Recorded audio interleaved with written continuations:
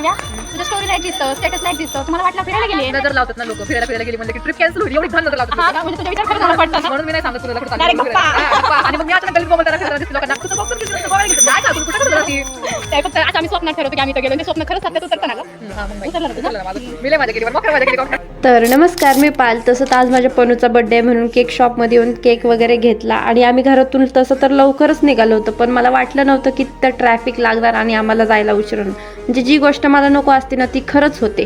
Traffic वगैरे लागली आणि तिथं टाइमपास झालाय. फायनली घरी आलो. कधी न पाणी देणारी माझी बहीण मला आज पाणी वगैरे देत होती, इतकी सेवा करत होती. तिची इच्छा होती की दीदीने इथं राहावं माझ्यापाशी, पण मम्मीने मला तिथं काही ठेवलं नाही. असो, मस्तपैकी पनूच्या बड्डेचं सेलिब्रेशन वगैरे झालंय आणि बड्डे पण मस्तपैकी पार पडलाय. पनू तुला हॅपी बड्डे. त्याची इच्छा होती की मस्त असे फटाके वगैरे उडवायचे आणि माझा बड्डे सेलिब्रेट करायचा. त्याच्या इच्छेनुसार आम्ही त्याचा बड्डे केला.